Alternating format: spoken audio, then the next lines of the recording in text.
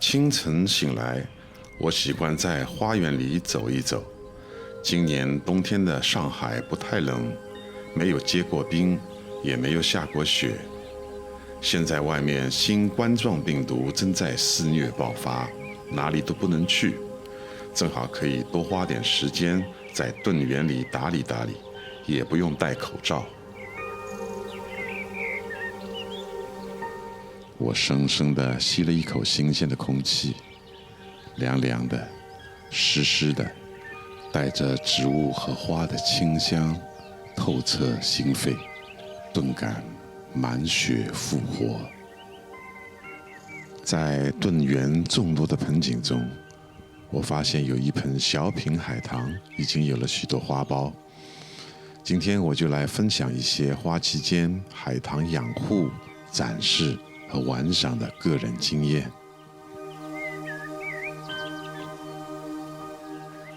首先，把盆面整理干净，如果有放固体肥料的育肥盒，就把它们取掉，然后用镊子把所有的野草仔细地拔掉。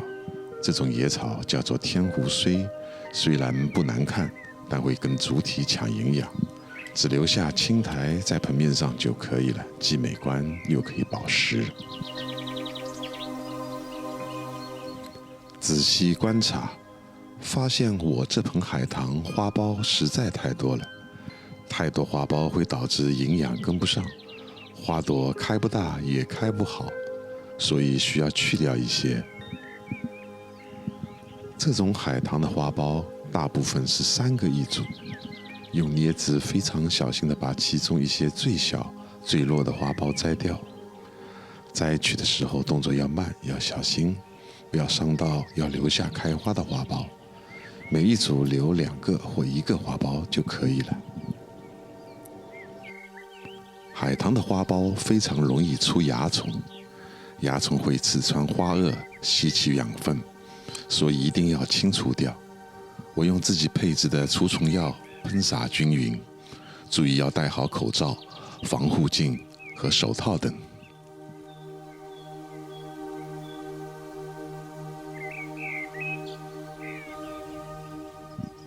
第2天，经仔细观察，那些蚜虫已经从绿色变成了咖啡色，大部分已经死掉了。这时可以通过日常养护的浇水，把蚜虫冲洗干净，让海棠继续健康地孕育花蕾。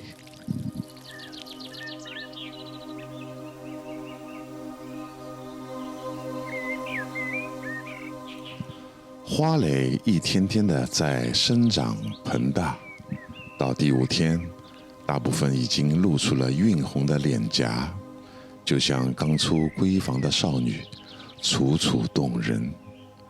此时可以继续剔除一些发育不良的花苞，让出养分和开花的空间。如果发现还有蚜虫，就再打一次驱虫药。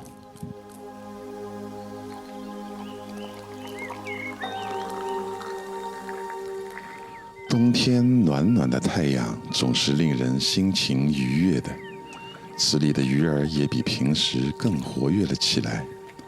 搬进屋里养护的海棠，由于温度的提高，花蕾膨大的速度更快了，娇颜欲滴，端庄秀丽。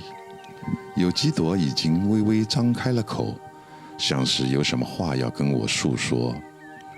在花瓣刚露头时，如果喷洒了驱虫药水，娇嫩的外层花瓣边缘容易被灼焦，影响颜值。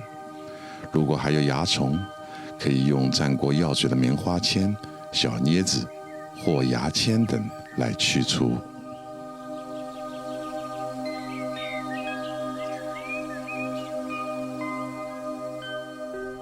又过了3天，这盆红花贴梗海棠的花苞一个个硕大饱满，艳而不俗，美而有度，含苞待放，一副准备好了上台表演的模样。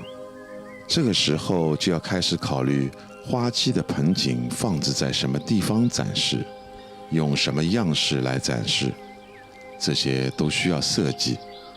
盆景的展示效果也会体现主人的性格、学识和修为，所以特别的重要。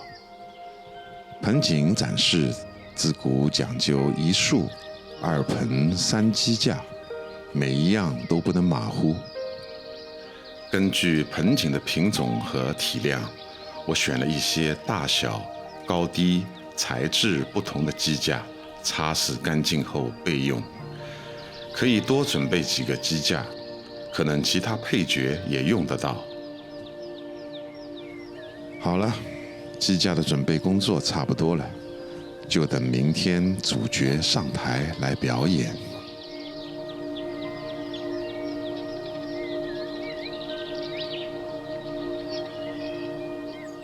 2000多年前，中国汉代席地而坐、席地展示的生活方式传到了日本，在日本得到了很好的继承和发扬，直到今天，许多日本的家居里仍然有一个展示盆景和花道的空间，叫做 Tokonoma， 也叫床的间，有点像中国的玄关。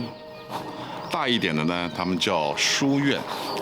这个书院呢，不是中国意义上的书房、书院读书的地方，不是的，它是叫做修音。这个书院呢是床的间的升级版。书院里盆景的展示要讲究禅意和空灵，用大面积墙面的留白来突出前面的主题。这种空间呢，可以根据四季的变化和心情的不同，来经常进行盆景的更换。用书画和盆景的不同组合来进行展示和摆设。我为这盆红花海棠备选了4个机架。第一个选择 A 是木质鞣雕低圆架。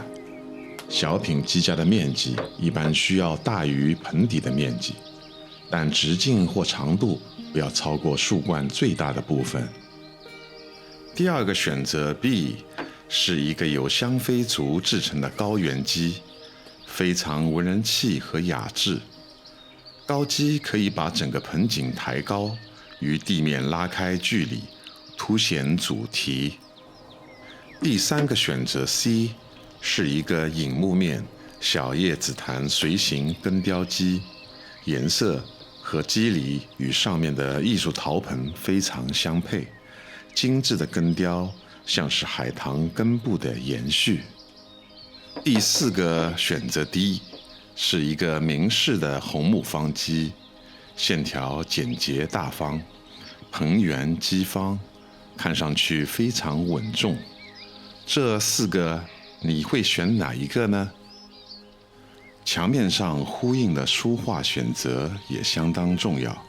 原则上，书画是配角，不能抢了前面盆景的风头。原来那幅书法，一个是太大，与这海棠体量不符；另一个是红色底子，与海棠红花抢颜色，不适合。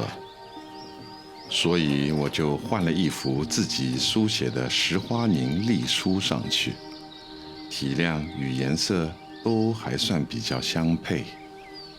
盆景与奇石、赏石自古是好搭档，但要注意赏石的大小、高低和形状。再配上一个微盆菖蒲也很雅，这样可以组成一个大、中、小不同体积的3点式组合，摆放设计可以有更多的选择。好了，这盆海棠花期间的养护和展示设计算是完成了，接下来想怎么玩就怎么玩吧。